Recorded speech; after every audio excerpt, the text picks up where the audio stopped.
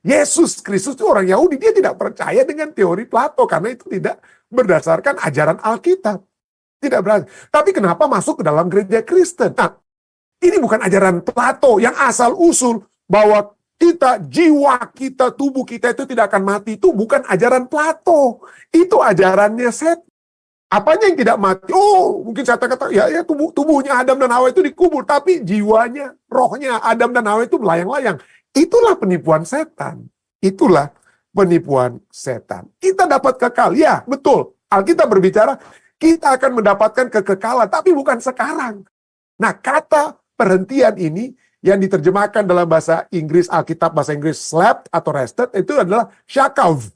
Shakab, yang artinya to lie down. Orang yang apa? Membaringkan tubuh artinya tidur. Nah, pelajaran kita yang katakan, meskipun sangat bersimpati ya, meskipun kita berduka untuk orang mati, pikirkanlah hal ini tentang mereka yang mati di dalam Kristus. Mereka menutup mata mereka dalam kematian dan kemudian terlepas dari beberapa lama waktu yang dibutuhkan sampai Yesus datang kembali. Hal berikutnya yang mereka ketahui adalah kedatangan Yesus kedua kali. Pikiran pertama yang mungkin mereka miliki pada saat kebangkitan adalah wow, Yesus benar-benar segera datang kembali. Kalau saya misalnya, dengan kata lain, God forbid, Tuhan tentunya jauhkan ya, saya masih rindu untuk dapat terus membawakan pekabaran Injil sampai yang Tuhan terus dapat apa? Berikan kepada saya. Tapi jika saya mati sekalipun, maka yang terakhir yang akan saya lihat ya adalah siapa? Wajah Yesus. Wajah Yesus. Dan saat itu juga saya dapat bertemu mungkin dengan Anda semua, bertemu dengan anggota keluarga saya, naik ke dalam angkasa. Wah, itu sangat berbahagia.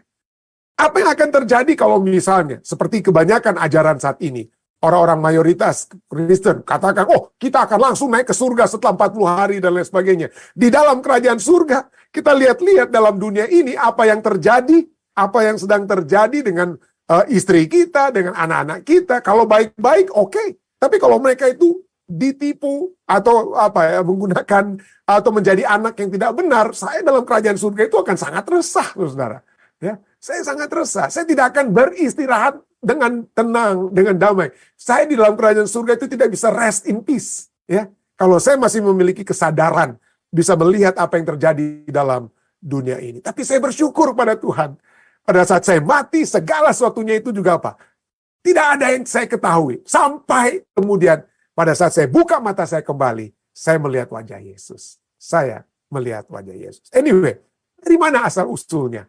Ya, tadi sudah dikatakan ini adalah ajaran-ajaran kafir. Ya, ajaran-ajaran kafir yang terjadi ya, yang telah dibuat ya, yang telah dibuat oleh jauh sebelum adanya kelahiran Yesus sendiri. Itu filsuf Yunani. Ya, ingat kerajaan Yunani itu apa ya?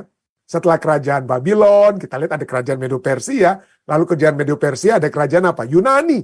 Lalu ada kerajaan Roma. Di kerajaan Roma inilah Yesus muncul. Di kerajaan Roma inilah kemudian Rasul Paulus, murid-murid juga muncul. Tapi jauh sebelum itu adalah filsuf Yunani yang berkuasa. Ya. Dan kita mengenal apa yang sekarang dikenal dengan istilah, ini satu artikel dari Mind Journal ilmiah, tentang mind-body dualism. Ya. Mind, body, dualisme antara apa? Pikiran dan apa? Tubuh kita. A critical analysis of one of philosophy greatest debates. Ada debat filsafat yang begitu hebat, yang dari filsuf Yunani yang berbicara tentang mind-body dualism. Teori mind-body dualism. Apa itu? Oke, mari kita lihat. Ini artikel ini ya, Anda bisa lihat di Anda bisa Google juga, Anda bisa ambil juga jurnalnya. Ya, itu kebetulan bebas, bisa diakses oleh siapa saja ya. Anda bisa lihat ini dia. Ambil judulnya dan kita lihat. Mari kita lihat beberapa poin yang ditulis ya. Apa itu dualisme pikiran dan tubuh? Ya. Teori dualisme tubuh pikiran adalah teori filosofis yang menyatakan bahwa pikiran kita dan tubuh adalah dua entitas, dua keberadaan yang terpisah dengan sangat berbeda. Teori ini mengemukakan bahwa pikiran itu bersifat non-fisik. Pikiran saya itu dalam pikiran saya itu akan terus ada. Walaupun tubuh saya itu sudah habis. Tapi pikiran saya itu terus dapat melayang-layang ya. Pikiran itu bersifat non-fisik dan bertanggung jawab atas kesadaran, atas pemikiran, proses mental lainnya. Sedangkan tubuh itu bersifat fisik dan bertanggung jawab atas sensasi gerakan dan fungsi tubuh lainnya. Oke? Jadi ini dikatakan sini. According to this theory, menurut teori ini, the mind and the body interact with each other. Pikiran dan tubuh itu berinteraksi satu sama lain, namun pada dasarnya, but they are fundamentally different in nature. Mereka pada dasarnya keduanya berbeda. Nah, konsep ini telah dieksplorasi oleh banyak filsuf terkemuka sepanjang sejarah, termasuk René Descartes, yang terkenal berpendapat bahwa pikiran dan tubuh itu berinteraksi melalui kelenjar pineal di otak, dikatakan. Nah, kapan? Kalau demikian, apakah René Descartes ini yang mulai-mulai kan? Oh, bukan René Descartes. Apa ini? Asal-usul teori dualisme tubuh pikiran ini dari mana? Nah, ini dia. Artikel ini katakan apa? Origin of a mind-body dualism theory. The roots, dikatakan akar teori dualisme, pikiran dan tubuh dapat ditelusuri. Can be traced back to ancient Greek philosophy. Ya, dapat ditelusuri kembali ke filsafat Yunani kuno. Plato misalnya percaya akan keberadaan alam bentuk non-fisik yang terpisah dari dunia fisik yang kita alami dengan indera kita. Jadi apa yang kita lihat menurut Plato itu berbeda dengan apa yang ada dengan pikiran kita, ya. Tidak sempurna. Yang sempurna itu yang ada dalam pikiran kita. Dunia pikiran itulah yang kekal dan lain sebagainya. Tidak heran Plato berkata bahwa the soul of man is immortal and imperishable. Jiwa manusia, inilah muncul kata jiwa. Ya. Jiwa manusia itu kekal dan tidak dapat binasa. Jadi mulaikan oleh Plato. Tapi orang-orang Yahudi sendiri itu tidak percaya. Dia tidak percaya orang-orang Yahudi. Yesus Kristus itu orang Yahudi. Dia tidak percaya dengan teori Plato karena itu tidak berdasarkan ajaran Alkitab. Tidak berarti. Tapi kenapa masuk ke dalam gereja Kristen? Nah, munculnya. Kalau Anda bertanya, kalau demikian kapan munculnya itu ke dalam gereja Kristen? Itu bukan di dalam ajaran-ajaran dari Alkitab, tetapi ini tulisan sejarah yang bukan ditulis oleh orang Advent. Terus terang, Anda bisa beli bukunya ini ya, The Ante-Nicene Father, ya, para bapak Kristen, ya. Ini adalah satu buku sejarah, ya, yang kemudian dituliskan bahwa dalam buku ini dikatakan bahwa Tertullian yang hidup tahun 1500 sampai 1100 bukan 1000 tapi 155 sampai 220 AD sesudah Masehi, itu apologis Kristen pertama yang mengklaim bahwa dialah yang pertama menurut buku sejarah orang Kristen yang bukan ditulis oleh orang Advent, bahwa dialah yang pertama mengklaim manusia memiliki jiwa yang abadi. Dia yang pertama-tama, bukan penulis-penulis Alkitab seperti Paulus dan lain sebagainya. Dia katakan dalam halaman 547 dari buku ini, ya, oleh karena itu Tertullian katakan, saya dapat menggunakan pendapat seorang Plato, dia katakan, karena dia katakan manusia itu memiliki jiwa yang abadi, ya. Dasarnya apa? Bukan Alkitab, tapi dia katakan apa? Dasarnya itu Plato. Ya, saya dapat menggunakan pendapat seorang Plato ketika ia menyatakan setiap jiwa adalah abadi. Jadi asal-usul jiwa yang abadi itu bukan Alkitab, tapi dari Plato ini. Yang bilang bahwa jiwa manusia itu kekal, tidak dapat mati, dan tidak dapat tidak dapat binasa. Ya, itulah diambil oleh apologis, ya, Kristen yang pertama. Tapi bukan penulis, dia bukan penulis Alkitab, dia bukan, ya, Tertullian ini. Di dalam satu buku yang ditulis oleh seorang teolog Protestan, yang terkenal sekali, ya, N.T. Wright, ya, dia N.T. Wright dalam bukunya Surprised by Hope. Anda bisa nanti lihat, Anda bisa baca buku ini, bisa beli di Amazon, Anda bisa Google, ya, di Amazon ada pendahuluan juga dari buku ini, ya. Dia bicara tentang Surprised by Hope, terkejut dengan harapan. Dan di bawahnya ditulis Rethinking Heaven, the Resurrection and the Mission of the Church. Memikirkan kembali surga, kebangkitan, dan misi gereja. Kalau kita berkata bahwa ajaran yang menyatakan bahwa pada saat kita mati, roh kita itu melayang-layang dan naik ke dalam surga setelah 40 hari, berarti ajaran Alkitab tentang kebangkitan itu salah. Salah. Alkitab itu jadinya salah. Ya. Itulah sebabnya N.T. Wright, teolog Kristen Protestan ini, katakan di halaman 80 dalam bukunya Surprised by Hope, dia katakan, at least Since the Middle Ages, setidaknya sejak abad pertengahan, pengaruh filsafat Yunani sangat mencolok yang menghasilkan harapan masa depan yang berdasarkan Alkitab, bukan harapan masa depan that bears far more resemblance to Plato, harapan masa depan yang jauh lebih mirip dengan visi Plato daripada visi Alkitab, tentang jiwa yang memasuki kebahagiaan tanpa tubuh, daripada gambaran Alkitabiah tentang langit baru dan bumi yang baru. Jadi harapan orang umat Kristen saat ini menurut N.T. Wright itu adalah ajaran Plato. Kalau saya mati, saya akan, roh saya, jiwa saya itu akan naik ke dalam kerajaan surga. Tubuh saya mungkin ada dalam dunia ini, tapi saya akan apa? Saya akan berbahagia dengan Tuhan dalam kerajaannya. Saya bisa lihat-lihat orang-orang yang ada dalam dunia ini, ya, dan lain sebagainya. Itu bukan ajaran Alkitabiah menurut N.T. Wright, ya. Itu ajaran Plato. Itu ajaran Plato. Jadi tidak heran kalau Anda mau Google buku ini, kalau Anda mau ke Amazon, ya, Amazon, ya, Surprised by Hope, Rethinking Heaven, Resurrection and the Mission of the Church, Anda bisa lihat ini, Anda bisa beli, ya, $13.59 di Amazon. Cukup menarik. Cukup menarik apa yang ditulis di bagian pendahuluan dari buku ini di Amazon. Dikatakan itu yang saya garis saya highlight dengan warna yang di bawah ini, ya. For years dikatakan, for years, selama bertahun-tahun Christian have been asking, orang Kristen selalu bertanya-tanya, if you die tonight, kalau Anda meninggal malam ini, do you know where you would go? Apakah Anda tahu kemana Anda akan pergi?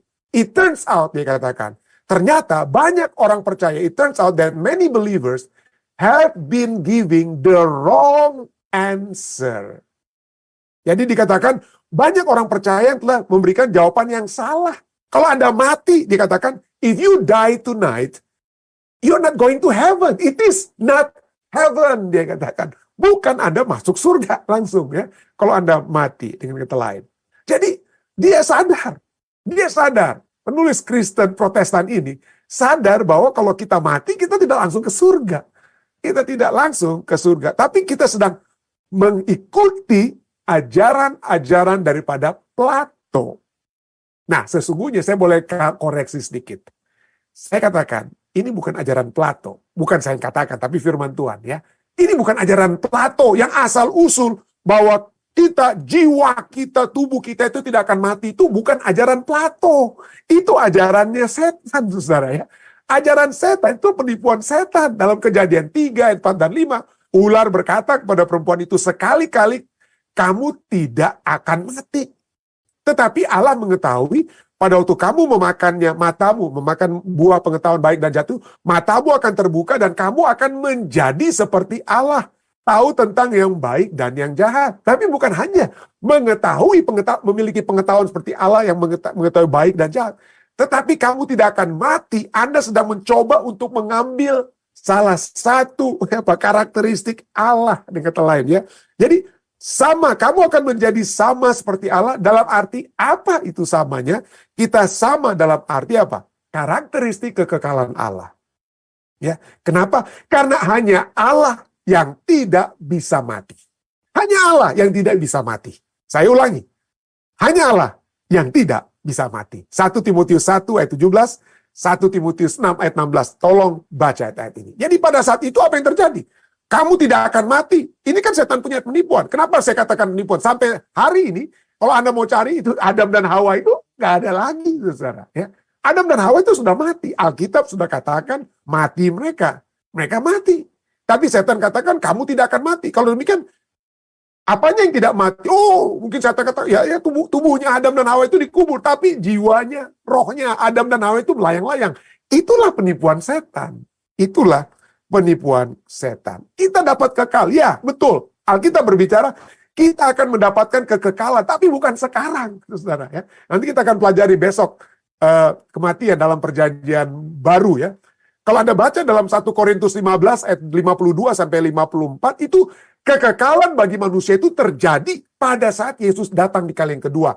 Kita semua akan diubah, kita akan mengenakan yang tidak dapat binasa, kita mengenakan yang tidak dapat mati. Hanya pada saat Yesus datang kali kedua, disitulah baru kita dapat kekekalan itu.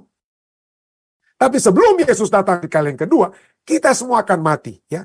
Dan pada saat kita mati, kita tidak tahu apa-apa. Firman Tuhan sudah cukup jelas ya.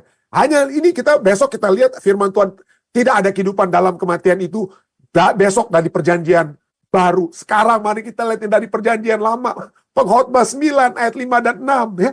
Karena orang-orang yang hidup tahu bahwa mereka akan mati. Kita sudah baca ayatnya tadi malam ya. Tetapi orang yang mati tidak tahu apa-apa. Tidak ada upah lagi bagi mereka. Bahkan kenangan kepada mereka sudah lenyap. Baik kasih mereka maupun kebencian dan kecemburuan mereka itu sudah lama hilang pada saat kita mati. Ayub 14 ayat 1. Anak-anaknya menjadi mulia, tetapi ia tidak tahu. Atau mereka menjadi hina, tetapi ia tidak menyadarinya. Karena dia sudah mati. Kalau kita ada dalam kerajaan surga, wah, ini bertentangan dengan ayat ini ya. Kita kan kalau kita hidup, kalau kita 40 hari setelah saya mati, saya naik ke dalam keruju. Kan saya bisa tahu apa yang terjadi dengan anak-anak saya dalam kerajaan surga. Itu seperti orang-orang katakan, aduh jangan khawatir saudari. Ini anak Anda atau ayah Anda ini, atau ibu Anda sudah naik ke surga. Dia sekarang sedang tersenyum melihat kita. Waduh, kalau saya jadi orang baik-baik, ayah saya itu ibu saya atau siapa, atau kalau saya naik ya, maksud kerajaan surga, anak saya baik-baik, bolehlah saya tersenyum. Tapi kalau dia nggak baik, waduh sengsara saya dalam kerajaan surga. Ya, sengsara sekali. Jadi itulah ya. Ayub 14:1 katakan anak-anaknya menjadi mulia, ia tidak tahu. Mereka menjadi hina, ia tidak menyadari. Tidak ada kehidupan dalam apa? Kematian. Firman Tuhan yang katakan.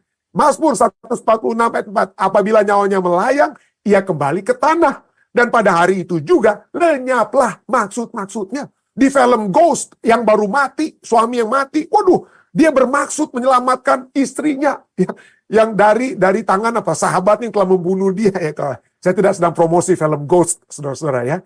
Tapi itulah filmnya ya, Demi Moore dengan Patrick Swayze itu. Jadi ada maksud-maksud yang muncul dari orang yang baru mati. Tapi itu bertentangan dengan Alkitab. Bertentangan dengan Alkitab. Pengkhotbah 12 ayat 7.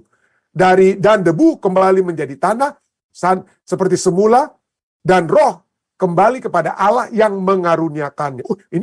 Itu kan roh itu kembali kepada Allah.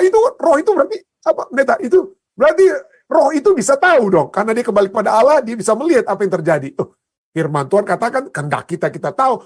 Tidak ada lagi maksud-maksud kita dan lain sebagainya. Mari kita lihat, apa itu roh yang kembali kepada Allah. Apa itu? Kita sudah pernah pelajari. Kembali kita harus ingatkan kembali, supaya terus ada refresh ya. Seperti lagu yang kalau kita sering nyanyikan, lagu tersebut akan jadi pakem ya. Demikian juga pengajaran Alkitab harus kita ulang-ulangi juga supaya pakem. Apa itu maksudnya roh yang kembali kepada Allah yang mengaruniakannya? Kembali kepada apa yang ditulis dalam apa? Kejadian 27. Ketika itulah Tuhan Allah membentuk manusia itu dari debu tanah. Ini kan kembali. Pengkhotbah 12 ayat 7 bicara tentang debu. Dari debu kembali menjadi tanah. Itu kan manusia yang ya. Itu karena apa? Itu merujuk kepada Kejadian 27. Manusia itu diciptakan dari apa? Dari debu tanah, ya. Jadi Allah membentuk manusia itu dari debu tanah dan menghembuskan nafas hidup. Ya. Nafas hidup itulah roh, yang dengan kata lain ya, nefes atau nafas ya. Menghembuskan nafas hidup ke dalam hidungnya. Demikianlah manusia itu menjadi living soul, nefes cahaya, menjadi makhluk yang apa? Makhluk yang hidup. Jadi kembali formulanya, mari kita lihat sedikit formulanya. Formulanya ada debu tanah. Pengkhotbah 2 ya. Pengkhotbah 2 ayat 7, Pengkhotbah 12 ayat 7 bicara tentang apa? Kematian ya. Jadi ini dia. Kita hubungkan dengan Kejadian 2 ya, ayat 7. Debu tanah dikurangi nafas hidup, karena nafas hidup roh kembali kepada Allah, maka dia menjadi makhluk yang mati, dia menjadi mayat. Ya, Ayub 27 ayat 3 itu katakan, selama nafasku, nah ini dia. Selama nafasku masih ada padaku, dan roh Allah masih di dalam hidungku. Ini paralel. Jadi roh Allah itu adalah nafas.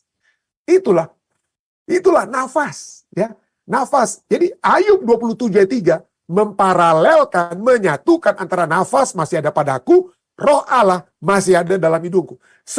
Setiap nafas kita itu adalah berkat Allah. Berkat yang Allah berikan. Yang Allah percayakan pada saudara dan saya. Selagi kita masih bernafas, artinya ada berkat Allah, ada roh Allah yang Allah masih terus apa? Berikan nafas tersebut ya. Nah, kemudian Yakobus 2 ayat 26. Sebab seperti tubuh tanpa roh adalah mati. Ya. tubuh tanpa roh adalah mati. Demikianlah juga iman tanpa perbuatan adalah mati. Coba kita lihat, manusia diciptakan dari apa? Tubuh tanah. Lalu ada, kalau nafas hidupnya kembali kepada Allah, maka dia menjadi makhluk yang mati. Ya. Apa itu makhluk nafas hidup tersebut? Ya. Nafas hidup itu adalah roh Allah. Jadi kita lihat di sini, nafasku, roh Allah itu adalah paralel, interchangeable. Itu ajar. Jadi itulah berkat Allah, ya, berkat nafas kehidupan adalah sesuatu yang Allah berikan. Dan ini kita bisa lihat juga dari Yakobus 2 ayat 26. Nafas hidup adalah roh atau kuasa yang menghidupkan tubuh. Ya. Yang Allah percayakan kepada kita. Mari kembali ke Kejadian 2:7. Ketika itulah Tuhan Allah membentuk manusia itu dari debu tanah dan mengembuskan nafas hidup ke dalam hidungnya. Demikianlah manusia itu menjadi makhluk yang apa? Yang hidup. Artinya, debu tanah tambah plus nafas hidup, maka kita menjadi makhluk hidup, makhluk yang hidup.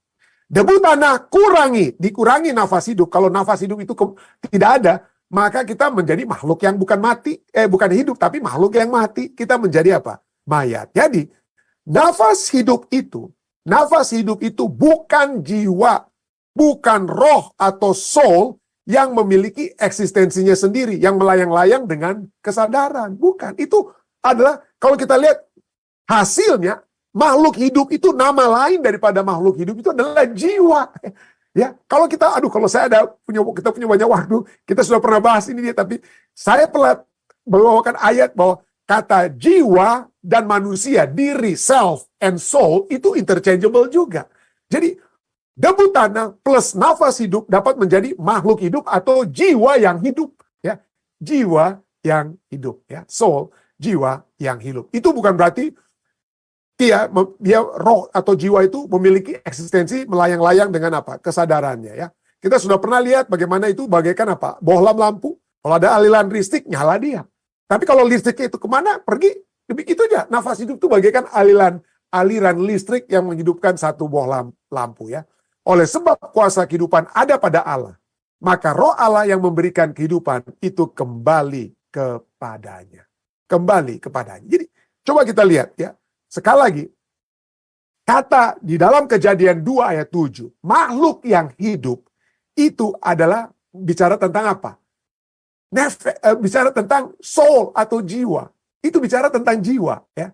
Dan tidak heran, seorang penulis teolog Kristen Protestan lagi ya, yang menulis buku Old Testament Theology in a Canonical Context. Silakan Anda Google Brevard S. Charles ya. Shields atau Charles ini ya. Dia katakan apa dalam halaman 199 bukunya ini. Old Testament Theology in Canonical Context. Dia katakan, sudah lama diperhatikan bahwa menurut perjanjian lama, manusia tidak memiliki jiwa, tetapi manusia adalah jiwa. Jadi kita tidak memiliki jiwa, tapi kita adalah sesungguhnya jiwa atau soul itu sendiri. Artinya, dia adalah wujud yang lengkap dan bukan gabungan dari bagian-bagian tubuh, jiwa, dan roh. Kita adalah satu kesatuan. Manusia adalah satu kesatuan. Itu yang dituliskan.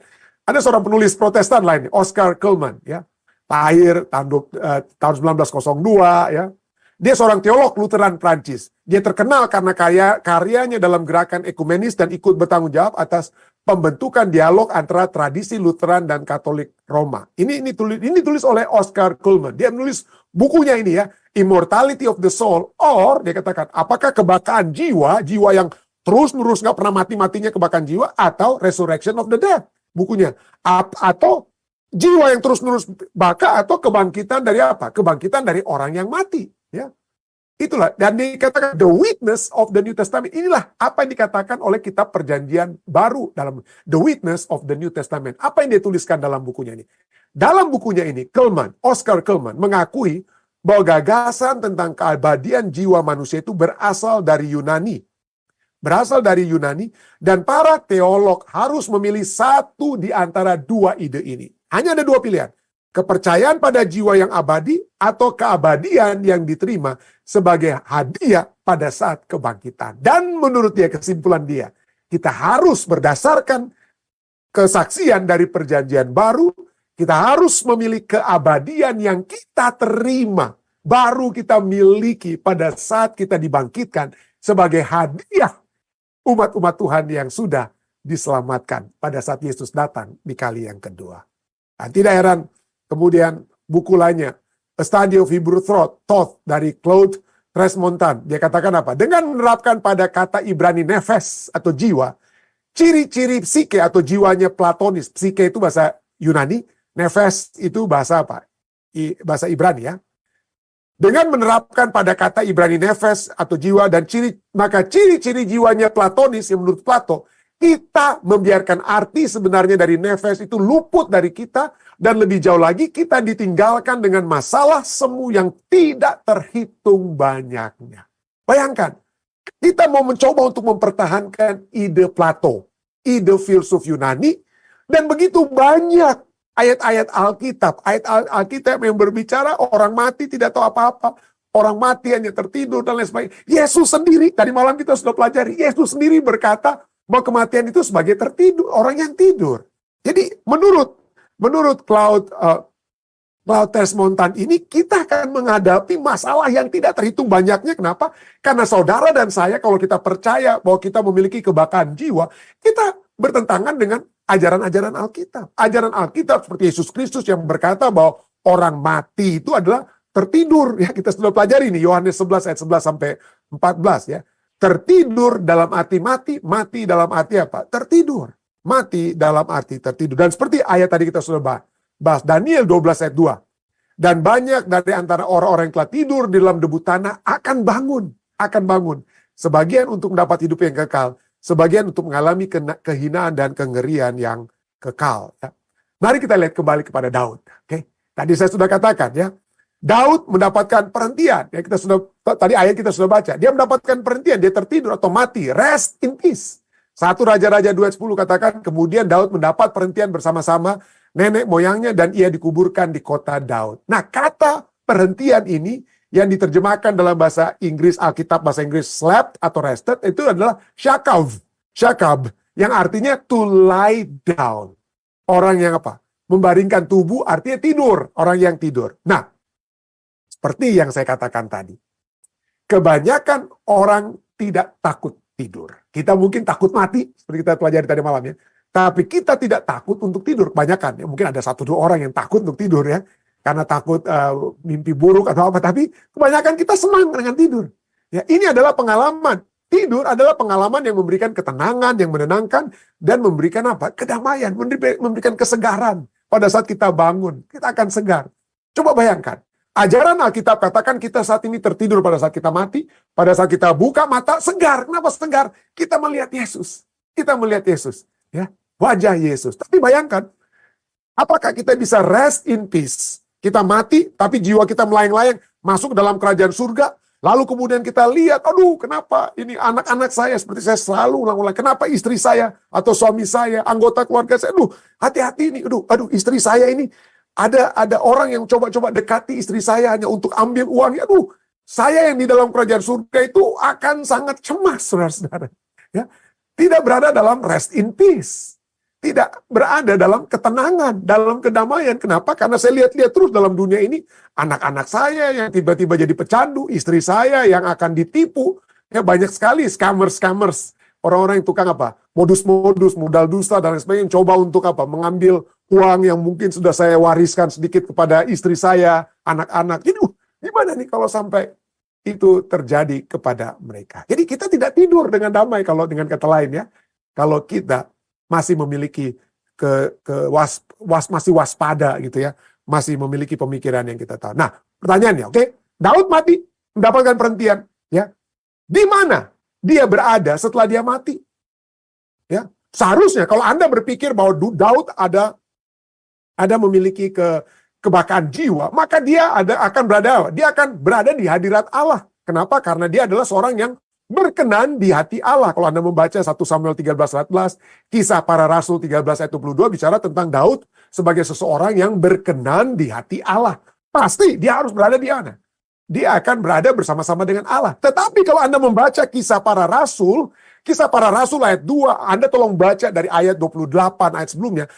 Petrus ini sedang berkhotbah berbicara tentang bahwa kebangkitan itu sedang hanya dialami oleh Yesus Kristus. Hanya Yesus yang bangkit. Tolong Anda baca ayat 28. Lalu kemudian dia singgung tentang Daud. Dan apa yang dia katakan tentang Daud? Apakah Daud juga telah bangkit atau memiliki jiwa yang dibangkitkan bersama-sama dengan Yesus? Ini yang dia katakan. Ini yang Rasul Petrus. Ini kesaksian Alkitab. Di mana Daud berada? Apakah dia dibangkitkan? Rohnya itu dinaikkan dalam kerajaan surga? Firman Tuhan katakan tidak. Ayat 29. Kisah para Rasul 2:29. Rasul Petrus berkata, "Saudara-saudara, aku boleh berkata-kata dengan terus terang kepadamu tentang Daud, bapa bangsa kita. Ia telah mati dan dikubur, dan kuburannya masih ada pada kita sampai hari ini." Ayat 34. Sebab bukan Daud yang naik ke surga. Daud tidak naik ke surga. Yang naik ke surga itu kalau Anda baca dalam konteks khotbahnya Petrus ini, Yesus yang naik ke surga waktu dia mati. Waktu hari ketiga, Yesuslah yang naik ke surga. Lalu kemudian dia turun lagi. Lalu kemudian dia sebelum hari Pentakosta, dia naik lagi kemana? Dia naik lagi ke surga. Jadi Yesus yang naik ke surga, bukan Daud, dia katakan. Sebab bukan Daud yang naik ke surga, malah Daud sendiri berkata, "Tuhan telah berfirman kepada Tuanku, duduklah di sebelah kananku, sampai kubuat musuh-musuhmu menjadi tumpuan kakimu." Petrus menyaksikan, Daud sendiri itu mengagungkan Yesus Kristus, yang sekarang berada di samping apa? Di sebelah kanan Bapa. Daud, itu yang Daud katakan. Daud sendiri sudah menyadari, dia tidak akan apa? Sampai nanti Yesus datang kali kedua, baru nanti dia akan naik ke surga. Tapi Rasul Petrus katakan, Daud sendiri sudah bilang, yang naik ke surga itu Yesus, bukan Daud. Daud tidak naik ke surga. Daud tidak naik ke surga. Bayangkan, sekali lagi, kalau Daud saja ada terus di surga, lalu dia melihat kerajaannya, yang setelah Salomo masih bersatu, kerajaan Israel masih bersatu, tapi setelah anaknya Salomo, Yerobeam, kerajaan itu berbalik, terbelah dua. Lalu kemudian Daud terus-menerus dia dalam kerajaan surga, dia melihat kerajaan Israel yang, kenapa? Daud adalah orang yang selalu dekat di hati Tuhan, dia selalu memuja-muji Tuhan. Lalu kemudian dia melihat satu demi satu raja-raja Israel, baik yang kerajaan utara maupun kerajaan selatan, satu demi satu menyembah berhala. Gimana perasaan Daud di surga, saudara? Nggak tenang dia. Daud akan sangat resah dalam kerajaan surga. Kenapa? Aku sudah ajarkan, aku sudah tulis kitab Mazmur, aku sudah memuja-muji Tuhan, aku sudah menyatakan kalau saya berdosa, dalam seperti Mazmur 51, aku sudah berdosa, aku akan bertobat kepada Tuhan. Lalu kenapa ini keturunan-keturunanku ini kok tidak bertobat-tobat? Semakin murtad hidup mereka, semakin jauh dari Tuhan. Tenangkah Daud di dalam kerajaan surga kalau dia seperti yang diyakini banyak orang Kristen saat ini, roh Daud itu ada dalam kerajaan surga? Tenangkah dia? Nggak tenang dia. Tidak tenang. Itulah sebabnya Alkitab menyatakan pada saat kita mati, kita seperti tertidur. Kematian itu bagaikan tertidur. Tidur dalam Tuhan. Tidak heran Wahyu 14 ayat 13 katakan, "Dan aku mendengar suara dari sorga berkata," ini berbicara kepada Yohanes. Yohanes adalah rasul terakhir. Semua rasul-rasul lain udah pada mati semua. Udah mati, tinggal dia yang terakhir. Dia berada di Pulau Patmos, ya. Dia udah capek, dia sudah capek, ya.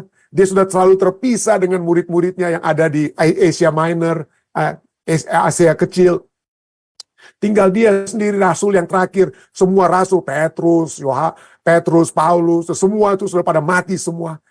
Lalu dalam kelelahannya, karena sudah paling tua, dia sudah tua sekali, ya. Aku mendengar, Yohanes katakan, aku mendengar suara dari surga berkata, berbahagialah.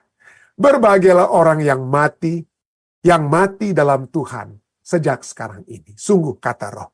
Supaya mereka boleh beristirahat dari jerih lelah mereka. Sudah capek mereka.